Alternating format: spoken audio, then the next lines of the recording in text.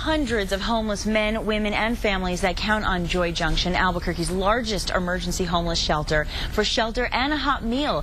But the cupboard is bare. And joining us today is Jeremy Reynolds, founder and CEO of Joy Junction. Welcome back, Jeremy. Thank you. Great to nice have to be you here. It's great to have you. You do so many wonderful things for the community. Appreciate it. And we also want to welcome our wonderful friend Kathy Sotelo. Yes. I got it right. Thanks. Good. And I really appreciate you both being here, because let's tell your story a little bit, Jeremy, for those who don't know, because you came to America more than 30 years ago, and he came to America with $50 in his pocket, and you were essentially homeless yourself. So how did you endure life on the streets?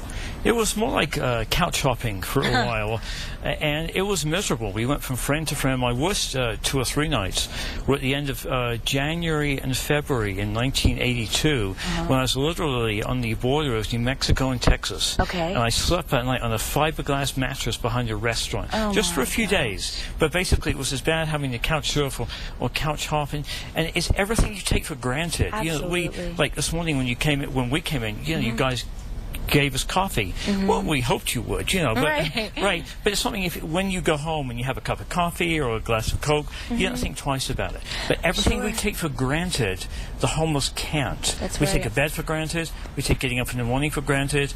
Having stuff for the kids for granted. Everything is when you're homeless, everyone is dependent upon the generosity of some other man or woman. Exactly. And you know, I mean, even so much as something like last night when things started to get cold, and I thought, oh my gosh, I need to turn the heat on. And you know, you just don't think about people on the streets. I mean, you obviously did. So talk about the beginning of Joy Junction and how it all came about. Well, I came to New Mexico in 1982, basically homeless. Right. And in '86, I began this place. I heard about a vacant place, acreage. At the time, it was 72 acres available in the South Valley. So I went to the group that then owned the acreage. My name is Jeremy Reynolds. I want to start a shelter for homeless families, not just single women or single men. Right. But typically, agencies, missions, you know, for the homeless have had to split mom and dad up. So just think, you know, you're with your husband, significant other, kids, and at one of the worst points in time in your entire life, you get split up.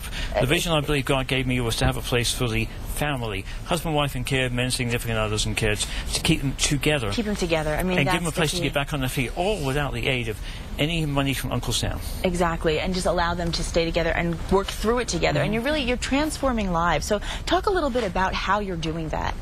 You know, we have a faith-based life recovery program, basically like a Jesus version of the AA. And out of the 300 or so people we have staying with us each and every night on our life recovery program, we have, last count I believe was like 85 people. We have classes, we have work, therapy, and so on. And basically it's all geared towards getting people back on their feet again by giving them the discipline that maybe they lacked. They became homeless in the first place, by exploring some of the catastrophic issues and hurts, deep internal hurts that maybe some of our viewers don't even think about that have landed people homeless.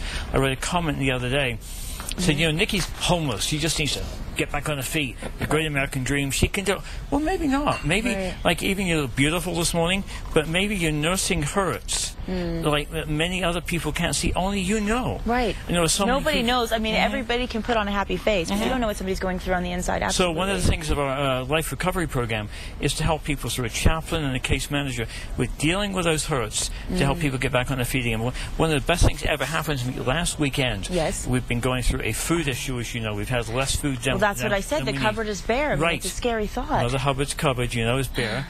And so this guy turns up with a whole bunch of food on the back of his truck. And I asked him the story as to why he chose us. He said, you know what, dude? He goes, I stayed at Joy Junction 14 years ago when he was in his late teens. He said, I'm back on my feet again. I'm married. I'm working, and I want to give back to the organization that helped me out. Folks, forward, right? It's working through God's kindness and through the generosity of our local friends here also. Well, you gave to him, and now he's ready to give back. And Kathy, let me ask you this. I mean, how many people are you finding generally are seeking shelter at Joy Junction at this point? Well, we can house up to 300, and we're at capacity every night.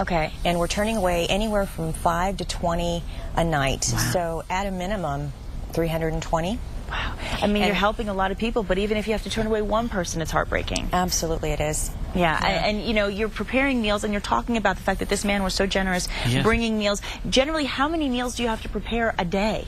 We serve 10,000 meals a day at the shelter. Wow. I'm sorry, a month. A month. 10,000 a day, that's a lot of food. A month. But so in addition to that, an additional 6,000 from our Lifeline of Hope, which is our mobile feeding unit a month. Oh, that's great. So we're looking at 16,000 meals a month. And we go all around the city to various homeless hotspots. Some people, for whatever reason, can't stay in a mission. Maybe they feel claustrophobic. Sure. Or if they just can't have walls around them. So we seek out some of the various homeless hotspots around town where people have to pay for a place to stay. Quite literally, Nikki, that they have to make a conscious daily choice between having a place to stay or having a burger. It's so easy for many people that don't know to condemn these folks. Well, as you said, taking for granted the basics of our lives. And Joy Junction is actually experiencing serious strains, as I mentioned, due to the region's troubled economy. So how has the shelter changed because of the changing times we're living in right now? Primarily, I think right now what we're seeing is, as you mentioned, you know, a lack of food. Right. And that's huge. Well, and we've had to do, that's a great point, we have had to do much more with less. We've had to be, we've always been smart with the bucks donors give us. Yes. But we've had to be really, really smart and make the work of $1 do the work of $2. And basically we have many more people that are empathetic to the needs of the homeless, because everybody feels maybe it'll be me next week or next month. But the people that used to give are now having problems in their own discretionary income. So they're wanting to volunteer, but they can't give. So our issues are, we have more need, but less resources to deal with that Exactly. need. So let's tell people how they can help with some of the greatest needs that you're having right now. Like you said, is probably food is #1, correct? It is. Okay. And if they go to our website at joyjunction.org, we have a wish list, if you will. Oh, good. So they'll know exactly what we're in need of. Okay. And also Facebook. Look us up at Facebook. Like us at Facebook. Yes. Great. Yeah. Social media, a great way to get everybody involved. And you're actually going to be having an anniversary celebration. So on the happy side, you're doing something to celebrate all the good that you've done. So tell us what you've planned. We are so excited. It's a 20s and 30s type celebration. Ooh, I love those Yes, days. so we'll have a big band. It'll happen Friday, October the 21st at the Hotel Albuquerque. Silent auction begins at 6:15. Doors open at 7. Tickets are $75 per or $150 for a couple. Okay. So they can go to joyjunction.org to buy tickets. Join us. It's going to be fun. Great. I love that idea. Well, we really need people, Nikki, because the economy is so sluggish. Even though we think the ticket price is pretty fair, we want to give people the ability to have a night out to help the homeless, but also to have fun. Exactly. That's a great way to spend money. You're doing something fun and you're helping people at the same time. Ticket sales are so sluggish. So we really need people to go to give our event staff a call, 505-217-1824, or even go online, maybe buy 100 tickets. Do it. If you can do it, do it. You're doing it for a good cause. And Jeremy, Kathy, thank you both so much for all that you do. I know the community thanks you as well. Thank you so much for having us on. It's great. Thank you. We'll have you back again.